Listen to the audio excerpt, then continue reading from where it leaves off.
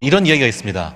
어느 그 출판사 사장님께서 책을 하나 출판하기로 했어요.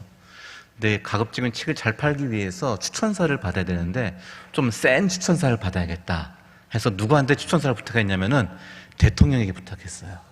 모든 인맥을 동원해서 대통령께 부탁했더니 대통령이 또 잘 흔쾌히 수락을 하셔서 책을 추천사를 써주셨습니다. 그래서 책이 잘 팔렸어요. 대통령이 추천한 책이니까 사람들의 화제가 되었죠.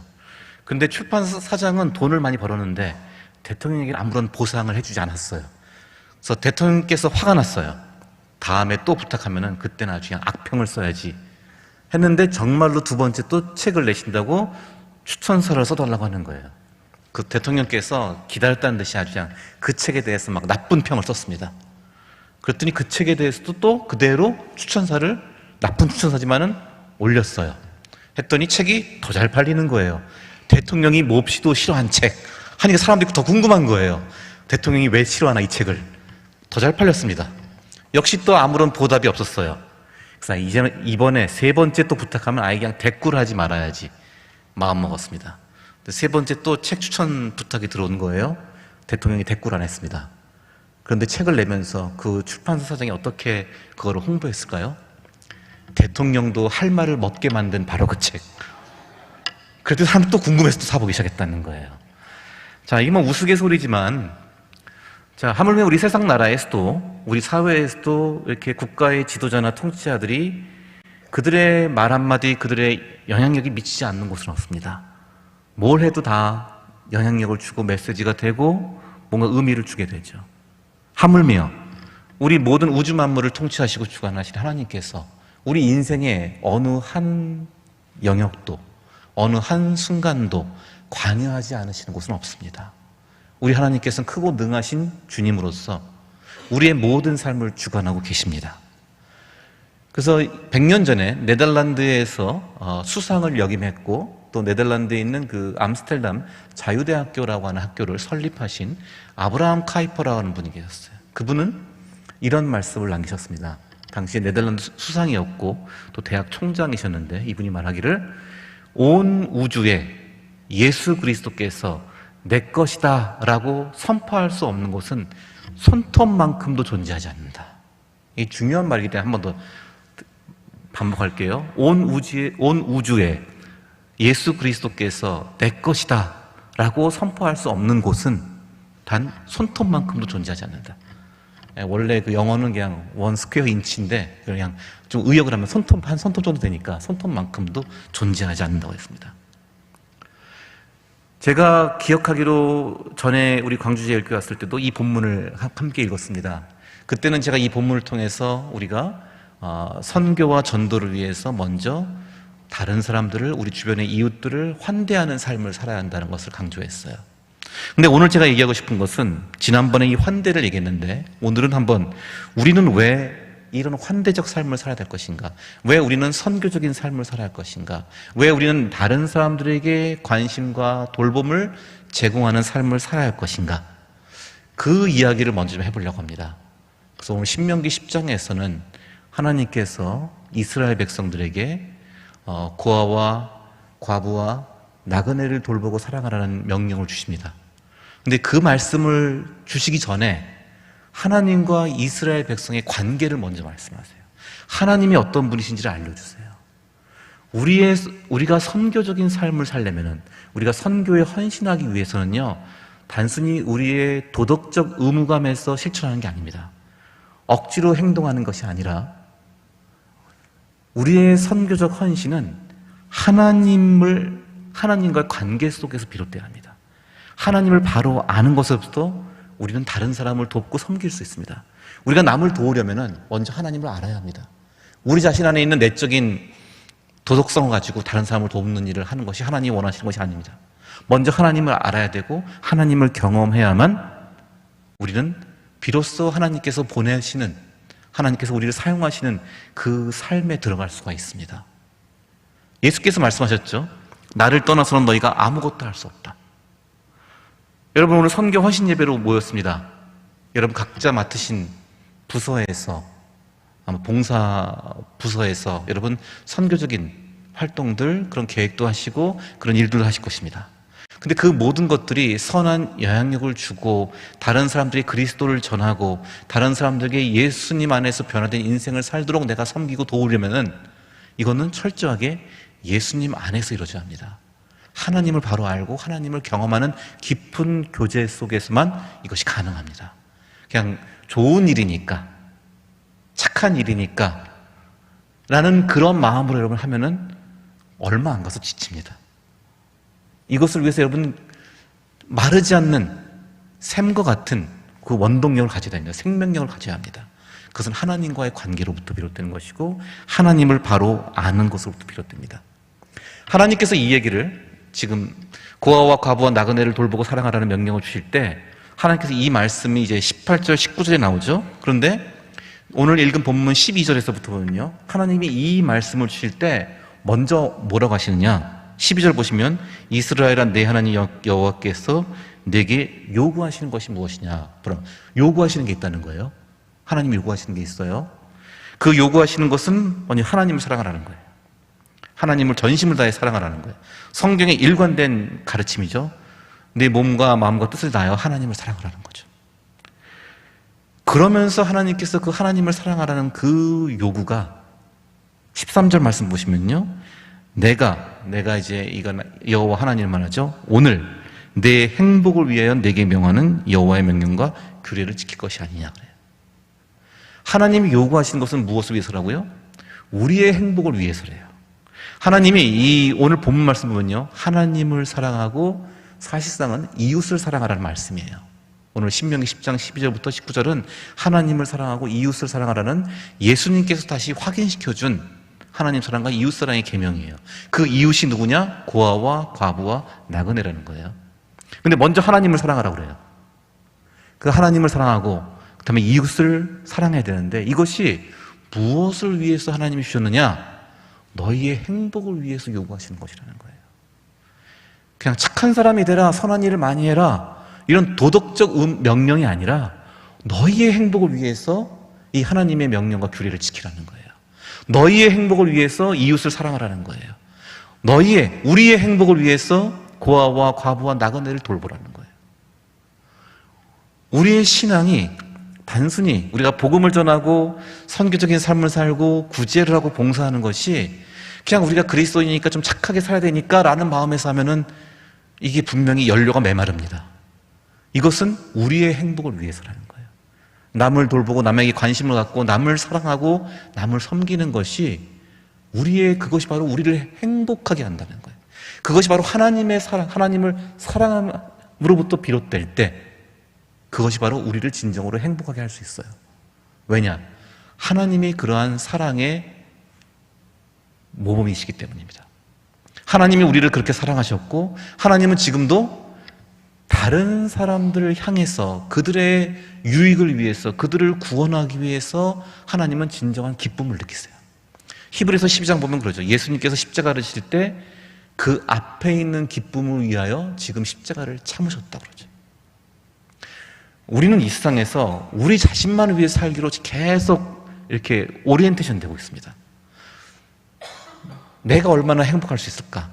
내가 얼마나 인정받을 수 있을까?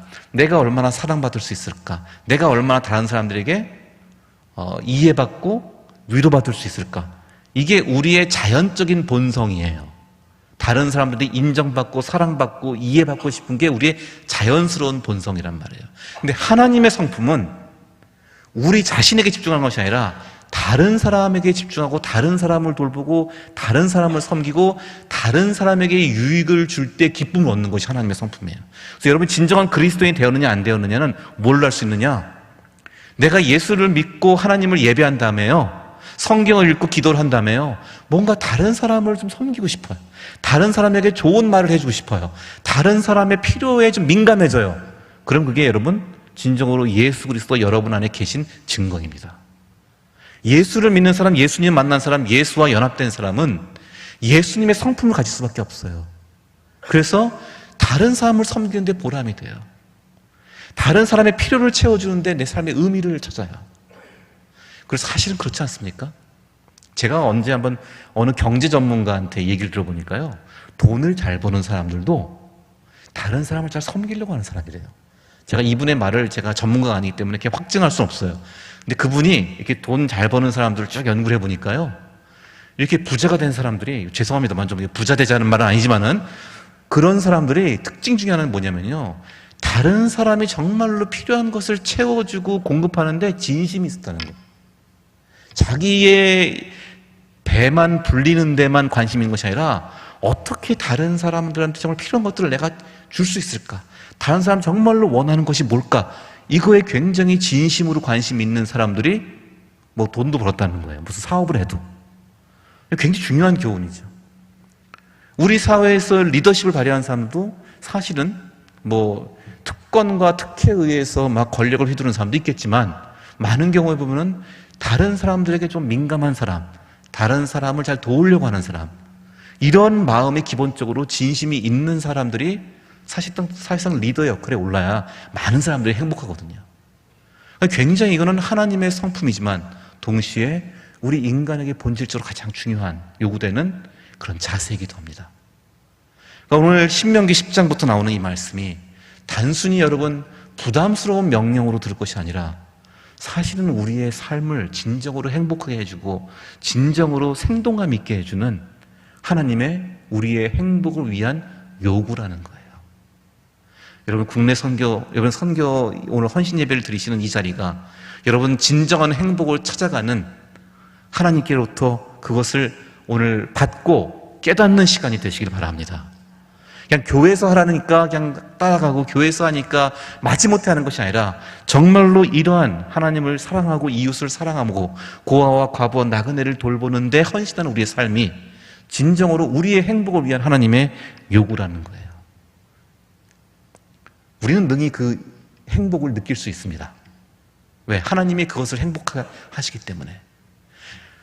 하나님은 모든 만물의 주인이시고 여러분 주변에 지나가는 우리 이 세상에 이웃들의 사는 모든 사람들을 다 하나님이 사랑하시고 지으신 사람들이에요. 그 이 세상과 사람들에게 하나님은 분명히 지금 회복과 치유의 계획을 갖고 계시고 그 일을 지금도 진행하고 계십니다. 내가 하나님의 이러한 세상 속에 살고 있다는 인식이 있어야 돼요. 이 세상은 다 하나님의 것이고 모든 사람들은 하나님의 사랑하시는 지음받은 백성들이고, 그리고 이 세상은 하나님께서 다시 회복하고 치유하는 하나님의 구원의 역사 속에 있다는 것을 여러분 믿으십니까? 이것이 여러분 분명하게 여러분의 깊은 고백이 되어야 됩니다. 저는 딸만 둘인데 우리 둘째도 지금은 이제 대학 졸업하고 미국에서 지금은 또 이제 자기 전문직을 위해서 공부를 하고 있는데요. 우리 둘째가 미국에 있을 때 유치원 다닐 때 제가 이제 공부했기 때문에 돈이 없으니까 시립 유치원에서 그냥 공짜로 다닐 수 있는 시립 유치원에 보냈거든요. 근데 이게 아침에 학교를 보내면은 점심 때 애를 데리러 와야 돼요. 점심 먹고 좀 더 있게 할 것이지 그냥 점심 먹고 또 데려가래요. 그래서 데려가잖아요. 그러면 한 12시 반쯤에 애를 데리러 가면요, 우리 애가 그때 한 4살, 5살 때인데, 죄송하지만 여자아이들은 그때도 굉장히 말이 많더라고요, 보니까. 가니까 점심 먹고 애를 데려가야 되는데 얘가 점심 먹으면서 수다 떠느라고 대화 끝나지 않고 밥을 먹질 않았어요. 그냥 그 옆에 있는 여자애가 막 또 이야기하더라고. 근데 그 앞에, 우리 애 앞에 흑인 여자애가 앉아 있었는데 걔랑 우리 애랑 막 둘이 무슨 논쟁을 하고 있는 거예요. 근데 한 5살 여자애들이 무슨 논쟁할까요? 그냥 하는 얘기가 그냥, 야, 우리 집이 더 크다, 뭐, 우리 아빠가 더 힘세다, 뭐 이런 얘기 하고 있는 거예요. 제가 딱 들어갔어요. 우리 애를 픽업하러 갔더니요, 우리 애가 저를 딱 보더니 그 앞에 있는 흑인 여자애한테 그러는 거예요. My dad is bigger than your dad. 그런 거예요. 우리 아빠가 니네 아빠보다 더 커. 그러는 거예요. 그랬더니 그 흑인 여자아이가 저를 한번 딱 보더니요, 약간 고개를 하는 거예요. 그 조금 있다가 이제 빨리 밥 먹으라고 가자 하고 있는데 조금 있다가 그 흑인 아이의 아버지가 왔어요. 키가 한 190cm인데요. 네, 무슨 격투기 선수가 덩치가 크신 분이에요. 그 흑인 아이가 저랑 자기 아빠를 이렇게 번갈아 보더니 얼굴이 환해지는 거예요. 자기 아빠 키가 훨씬 크니까, 덩치가 훨씬 크니까. 근데 우리 애도 봤거든요. 근데 우리 애가 그때 또 기특하게 기죽지 않고 한마디 더 하더라고요. My dad is stronger than your dad. 그런 거예요. 우리 아빠 힘은 더 세. 그러는 거예요. 근데 만약 그때 그 흑인아의 아버지가 저더러 팔씨름하자고 했으면은 제가 망신당했을 텐데, 다행히 너무 이제 뭐 아주 나이스하신 분이라서 같이 웃으면서 그냥 같이 이렇게 서로 인사하고 아이들 그냥 토닥토닥 챙겨서 같이 돌아갔어요. 근데 그때 우리 애가 철없을 때 한 말이지만, 저는 이 말을 우리의 신앙생활에 접목한다면은 굉장히 심오한 의미가 있다고 생각해요. 여러분의 아버지 하나님은, 우리의 하나님 아버지는 얼마나 크십니까? 우리의 하나님 아버지는 얼마나 강하십니까? 이 질문에 대한 여러분의 답이 우리의 신앙생활의 질을 결정할 것이고 우리의 모든 삶에 의미를 부여할 것입니다. 우리가 믿는 하나님, 우리가 예배하신 하나님은 얼마나 크고 강하십니까? 여러분이 지금 선교회로 모여서 교회에서 선교적인 삶을 살기 위해서 실천도 하고 많은 계획도 할 때, 여러분은 정말 우리의 이웃 사회, 우리의 이 세계를 지배하시고 주관하시고 지금 회복하시고 치유하시는 하나님의, 그 크고 능하신 하나님의 일에 여러분이 동참하신다고 확신하십니까? 그 하나님이 여러분을 사용하고 계시다고 믿으십니까? 그 하나님이 역사하시고 그 하나님이 사람들 구원하신 일에 여러분이 지금 보냄받았다고 확신하십니까? 나를 돌아보건대 내가 무슨 말빨이 좋은 것도 아니고 사람들한테 그렇게 호감 있는 것도 아닐 텐데 내가 얼마나 내 힘으로 뭘 할 수 있을까? 그게 아니에요. 우리의 믿음이라는 것은 내 믿음이 얼마나 크고 내가 얼마나 능력 있느냐가 아니라 크고 능하신 하나님께 의지하는 거예요. 여러분, 선교 헌신을 위해서 여러분 이 자리에 오셨다면은 크신 하나님께서 자신을 알리시고 사람들을 변화시키시고 사람들 속에서 구원의 역사를 하시고 계신 일에 내가 쓰임받고 동참받는 특권이라는 것을 깨달으시기 바랍니다. 그것이 분명히 기초가 될 때만 우리가 선교적인 삶을 살 수 있고, 또한 이웃들을 환대하고 이웃들의 영혼을 구원하기 위해서 헌신하는 일에 참여할 수 있습니다. 오늘 이 본문 말씀은, 이 신명기 10장 말씀에서는 계속해서 먼저 우리에게 고아와 과부와 나그네를 돌보고 사랑하라는 그 명령을 하시기 전에 먼저 하나님과 우리의 관계가 무엇인지를 계속해서 알려주고 있습니다. 첫 번째는 우리는 크신 하나님께 속했다.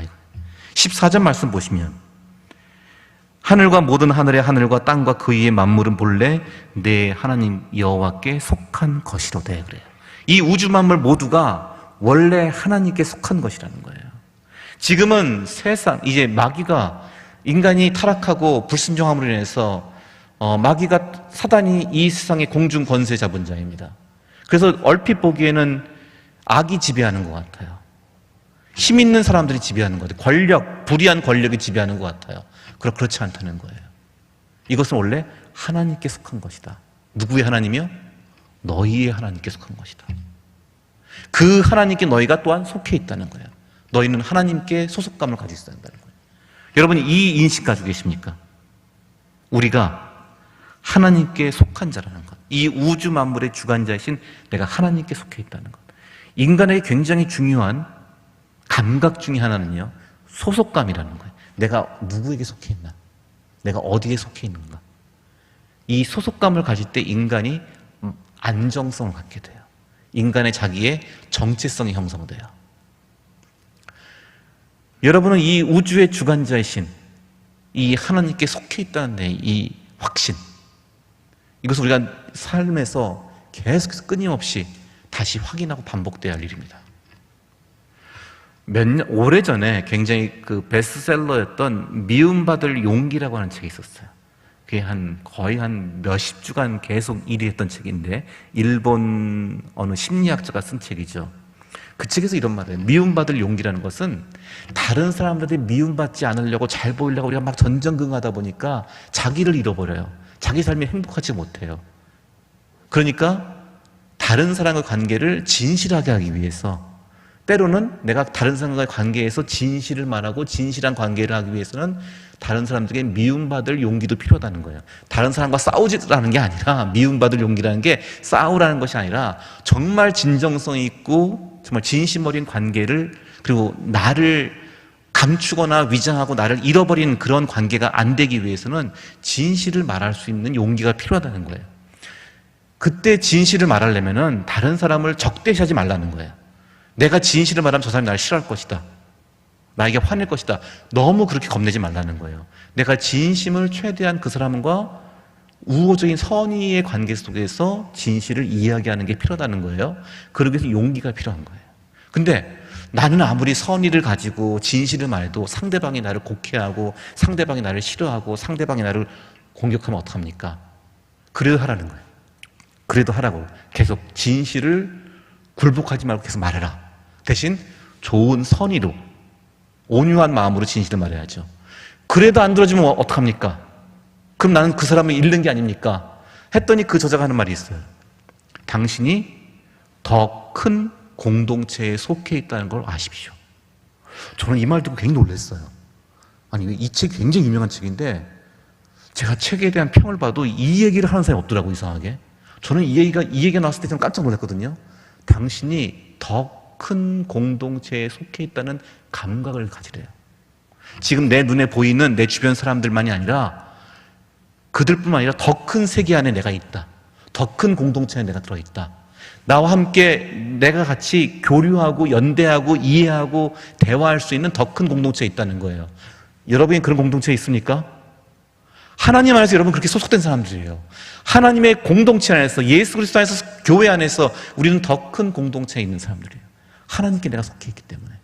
내가 다른 사람을 두려워하거나 다른 사람이 연연하거나 다른 사람들에게 진실하지 못한 태도로 나아갈 필요가 없다는 거예요. 내가 하나님께 속해 있다는 것. 나를 지키시고 나를 보호하시고 나와 함께 하시는 내가 하나님의 소속된 자녀라는 것. 첫 번째 중요한 우리 태도입니다. 두 번째로는 그 하나님이 우리를 사랑하신다는 거예요. 15절 말씀 보면 이렇게 하죠. 여호와께서 오직 내 조상들을 기뻐하시고 그들을 사랑하사. 하나님 우리를 보시고 기뻐하시고 사랑하는 우리는 그런 존재라는 겁니다. 내가 하나님께 속해 있고 두 번째로는 하나님의 사랑받는 존재라는 거예요. 최근에 인기 있는 넷플릭스 드라마 중에 혹시 그거 보신 분 계십니까? 마스크걸.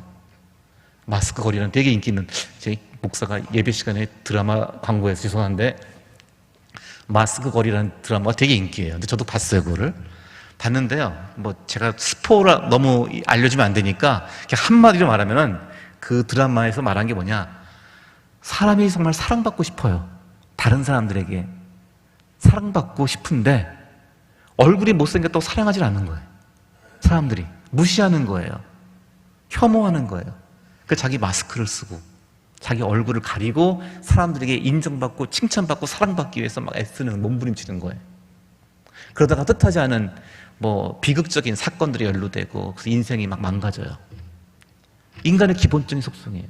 사랑받고 싶은 것. 그 사랑이 이성적인 사랑만이 아니라 다른 사람들의 관심과 이해를 받고 싶은 것. 우리 모두의 욕구예요. 사람들에게서는 그것을 충분히 받지 못할 수가 있어요. 그러나 그러한 우리도 예수 그리스도 안에서 하나님께서 그 아들의 목숨을 내어주시기까지 용납하시고 사랑하시고 끝까지 우리를 지키시는 분이시라는 거예요. 그 하나님의 사랑을 받은 존재라는 경험. 그 하나님의 사랑이 지금도 나와 함께 하시고 지금도 내 마음을 주장하시고 지금도 내 삶을 다시 일으켜 세우신다는 그 하나님의 사랑에 대한 확신이 우리로 하여금 그 사랑을 나눌 수 있는 자로 만듭니다. 세 번째로 그 다음에 보면요, 이 15절 보면은 그들의 후손인 너희를 만민 중에서 택하셨음이 오늘 같으냐. 하나님이 이제 우리가 하나님의 것이 되었죠. 우리를 사랑하시죠. 우리를 있는 그대로 사랑하시죠. 그 다음에 뭐 했어요? 택하셨다는 거예요. 만민 중에서 택하셨다. 만민 중에서 택하셨다는 것은 우리에게 사명을 주셨다는 거예요. 사명. 만민에게 나가서 하나님을 알리고 하나님을 선포하는 그 사명을 주셨다는 거예요. 사람들 중에서 소외되고 가난한 자들과 약자들을 돌보고 그들을 섬기는 사명을 주셨다는 거예요. 인생이 왜 힘듭니까? 인생이 왜 무료합니까? 인생이 왜 괴롭습니까? 내가 속한 곳이 없고 사랑받지 못하기도 때문이기도 하지만요, 내가 뭔가 다른 사람에게 기여하지 못하고 다른 사람에게 유익이 되지 못하면 인생은 굉장히 깊은 괴로움과 열등감에 빠지게 됩니다. 내가 다른 이들에게 쓸모있는 사람인가? 내가 다른 이들에게 정말로 그들의 삶을 더 유익하게 기여하고 발전시키는 사람인가? 그런데 여러분은, 우리 모두는 하나님께서 택하셔서 하나님 자신을 알리시고 하나님의 선한 일을 위해서 우리를 부르셨다는 거예요. 우리에겐 사명이 있습니다. 우리에겐 할 일이 있습니다. 그런 인생은 그 하나님의 사랑과 선택하심에 기초하고 있는, 기반을 두고 있는 인생들은 결코 불행할 수가 없어요. 어떠한 어려움과 역경에도 결코 그 인생이 무료하거나 괴롭거나 좌절로 끝날 수가 없습니다. 하나님의 사랑과 하나님의 선택하심이 우리의 인생을 끌고 갑니다. 사람들이 가장 괴로운, 젊은이들이 지금 괴로운 것도 단순히 취업을 못한다, 청년 실업이 문제다, 그 경제적인 문제가 아니에요. 그거는 내가 이 사회에서 쓸모 있는 존재인가를 확인하고 싶은 거예요. 근데 우리 모두, 여러분들도, 여러분이 어떠한 배경에 있든, 여러분이 어떠한 건강 상태에 있든, 여러분이 어떠한 지금 직업을 가지고 계시든, 하나님의 일하심에, 하나님의 선교 역사에 여러분 모두가 초대받았고 여러분 모두가 쓰임받을 수 있습니다. 여러분, 하나님께서 지으신 그대로 하나님이 사용하시고 내가 미처 예상하지 못했던 방식으로 하나님이 우리를 통해서 선한 일을 이루어 가실 것입니다. 여러분이 지금 많은 선교위원회, 선교부에서 활동하시고 일하시는 것이 작은 몸짓일지라도 그것이 다른 사람들의 삶에 우리가 다 헤아릴 수 없는 방식으로 하나님께서 그 일을 행하십니다. 제가 오래전에, 벌써 16년 됐네요. 그때 교회에서 이제 처음 그 교구 목회를 이제 해본 적이 있어요. 근데 그때까지 제가 교구 목회를 안 해봤거든요. 그러니까 교구 목회를 안 해봤으면 제일 어려운 게 뭐냐면은, 제일 파악 못하는 게 뭐냐면 이 장례 이 예배를 인도하는 거예요. 장례식을 집례하는 거예요. 제가 그걸 못 해봤어요. 그래서 이제 처음에 교회 가니까 먼저 다른 목사님께서 장례식을 다 이제 위로 예배, 입관 예배, 발인 예배 하는 거를 다 하는 걸 옆에 가서 그대로 제가 배우는 거예요. 그 참석해서 그대로 그 앞에 선배 목사님께서 하시는 걸 따라하는 거예요. 보고 저는 그걸 하고 그다음부터는 제가 직접 인도를 해야 되죠. 그래서 견습을 하고 있는데, 그때 제가 처음에 견습하러 갔던 그 교인이 엄마가 나이가 한 40대는 돌아가셨어요. 엄마가 돌아가시고 아빠는 살아계시고 이제 아들이 한 중학생 정도 되는 아들이 있었고 그다음에 또 초등학생 어린 딸이 있었어요. 그런 집에 엄마가 돌아가신 거예요. 그러니까 참 많이 슬프고 그럴 땐 무슨 말을 해야 될지 잘 모르겠더라고요. 그래서 제가 이렇게 조문을 가서 그다음에 인사를 하다가 그 중학생 정도 됐던 그 남자 아이한테 제가 그때 말했어요. 이제 그때 무슨 말 했어요. 제가 했는데, 제가 지금 순서를 좀 약간 다시 바꿔야 될 것 같은데 했어요.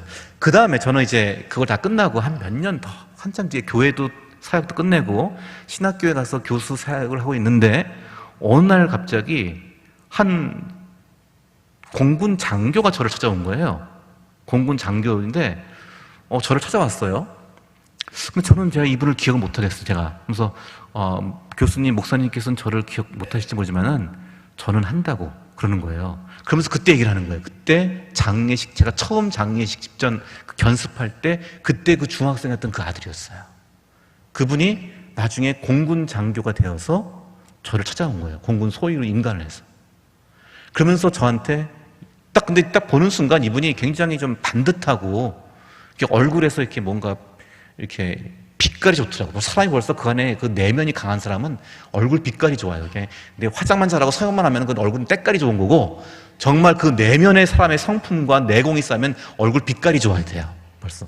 근데 이분이 딱 얘기하는데요. 그러는 거예요. 그때 제가 했던 말을 상기시켜 주는 거예요. 제가 그랬대요. 너희들 어머니 돌아가셔서 슬프고 그때 너무 힘든 거 아는데 어머니 입장에서 생각해봐라. 어머니께서는 세상을 떠나시기 전에 너희들을 제일 걱정하셨을 것이다. 어머니 자신이 돌아가시는 것이 불쌍한 것이 힘든 게 아니라 어머니가 너희를 두고 한다는 것을 제일 힘들어했을 것이다. 그러니까 그 어머니 마음을 헤아리고 앞으로 잘 살아야 한다.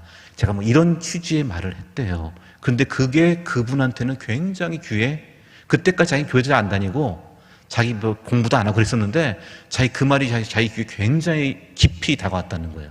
제가 그다음부터 교회 신앙생활도 열심히 하고 제가 공부도 해서 공군사관학교 가서 지금 공군장교가 되신 거예요. 저도 몰랐어요. 제가 그런 멋있는 말을 한 줄을. 한 사람의 인생에 그렇게 도움이 되는 말을 제가 뭔가 한 것 같은 제가 잘 기억 못 했는데 굉장히, 그래서 한때 제가 약간은 좀 의아했어요. 내가 한 게 아니라 그 목사님 하신 거 아닌가 막 저를 헷갈리게 했는데요. 그분이 제가 했대요. 그래서 저를 일부러 찾아왔대요. 우리의 말 한마디가 어떤 사람의 인생에 그 사람을 살릴 수도 있고요. 그 사람을 넘어뜨릴 수도 있습니다. 여러분이 어떤 존재이든 간에 여러분의 말 한마디, 여러분의 표정, 여러분의 작은 손과 발의 실천들이 한 사람에게는 그 사람의 인생에서 하나님께서 비추시는 빗줄기를 경험하게 할 수도 있습니다. 여러분, 그런 자리로 부름받으셨고 하나님이 그렇게 사용하실 것입니다. 제가 이야기를 들으니까 우리 교회 주변에는 좀 이렇게 부유한 사람들이 많으시다고 그래요. 넉넉하신 여유 있으신 분들이. 그런데요, 우리가 선교 사역을 하고 복음을 전하고 그분들을 뭔가 교회로 인도하려고 하잖아요. 근데 한번 생각을 바꿔보세요. 여러분이 꼭 그 사람들 잘해줘서 교회로 데려오겠다는 생각만 하지 마시고요. 그들에게 여러분 선교회에서 하고 있는 좋은 일에, 선한 일에, 고아와 과부와 나그네를 돌보는 일에 그들을 초대하세요. 제가 그렇게 한 적이 있어요. 제가 전에 교회에서도요, 우리 장애인들을 돕는 그 공동체가 있었거든요. 장애인들을 돕는 공동체예요. 근데 이 장애인 한 15명 정도의 발달장애가 있는 그 청소년들을 돕는 공동체인데, 이제 장애인들 공동체가 지금 보니까 이제는 그게 뭐 먹을 거, 입을 거 이건 문제가 없어요. 우리나라는 그런 거 풍족해요. 근데 문제는 뭐냐면 이 발달장애 있는 친구들이 항상 그 시설 안에 있지 밖에 나가지는 못해요. 밖에 나가려면 한 사람당 한 명의 장정이 붙어서 그를 부축해줘야 되거든요. 왜냐면 발달장애인들이 약간 이 몸을 잘 가누지 못하기 때문에 넘어지거나 하면 크게 부상해 볼 수 있거든요. 그래서 항상 누군가 같이 옆에 있어야 돼요. 그러니까 인력이 딸리니까 평소에는 그 시설에, 그 안전한 시설 안에서만 있어요. 밖에 나가지 못해요. 근데 이분들 굉장히 밖에 나가고 싶잖아요. 바람 쐬고 싶고 야외 소풍도 가고 싶잖아요. 그래서 교회에서 이분들을 데리고 우리가 한번 야유회를 가자, 그렇게 계획을 세웠어요. 자, 그럼 한 15명 정도 장애인들이 있어요. 여기 한 명씩 다 붙어야 돼요. 근데 보통 교회에 그전까지 공동체는 다 여성분들이 많단 말이에요. 일단 여기는 남성이 필요하거든요. 성인 남성이 필요해요. 그럼 어디서 그걸 데려가겠습니까? 제일 청년부 제일 만만한 게 청년부죠. 청년부 회장이 벌써 그걸 알고요, 감지하고 입이 이만큼 나왔어요. 맨날 교회에서 봉사하면 우리만 부른다고 벌써 막 그냥 불만이 터져나오려고 그래요. 제가 바꿨어요. 청년부 부르지 말고 교회에서, 그 당시에 우리가 믿지 않는 남편들 위해서 기도하고 있었거든요. 남편들 중에서 교회 나오기도 하지만 잘 이렇게 나왔다 안 나왔다 하고, 혹은 잘 안 나오는 분도 있고, 그분들한테 우리가 처음에 전도하려고요, 뭐 교회에서 건강 세미나도 하고요, 뭐 파티도 만들어서 부르고요, 그분들한테 아부하려고 다 별로 안 돼요. 다 도움이 안 돼요. 다 알아요. 교회에서 꼬셔서 어떻게 끌고 올라가는 거 다 알아요, 이 사람들이. 그게 부족한 사람들이 아니에요. 정보가 부족한 사람들도 아니고, 먹을 게 부족한 사람들 아니에요. 초코파이 준다고 교회 올 사람들이 아니란 말이에요. 근데 그때 뭘 했냐? 장애인들 돕는 일에, 하루 봉사하는 일에 참여해달라고 부탁했어요. 그분들이 그거 오시더라고요. 물론 다 그분들로 채울 수 없었어요. 교회 다른 집사님들이, 또 남성 집사님들 일부러 불렀죠. 이 믿지 않는 남편들을 교회에서 하는 봉사활동에 참여시키려고 한다고. 당신도 와서 같이 좀, 너무 믿지 않는 사람들 오면 안 되니까, 또 믿음이 좋으신 또 남성 교인들도 오셔야 되니까, 그렇게 해서 그때 다 사람들을 채웠어요. 그리고 끝나고 그분들과 대화하고 교제하고 그러면서 그분들이 교회 나오기 시작했어요. 사람들을 잘해줘서 그들을 우리가 이렇게 환심을 사서 교회에 데려온 것이 아니라 그들로 하여금 우리가 예수 그리스도의 이름으로 어떻게 고아와 과부와 나그네를 돌보고 그러한 삶을 실천하는지를 보여주고 거기에 동참시키는 거예요. 교회가 하는 선한 사업에 그 사람들을 초대하세요. 그들이 가지고 있는 조건과 그들이 이룩한 모든 삶의 그 안정적인 지위가 더 선하게, 더 의미 있게 쓰일 수 있는 진정한 길이 무엇인지를 교회가 보여주는 거예요. 세상은 이 현대 사회는 굉장히 풍요하지만 무료한 사회 속에 살고 있습니다. 공허한 세상 속에 살고 있어요. 그리고 진정성이 상실된 외로운 관계 속에 사람들이 살고 있어요.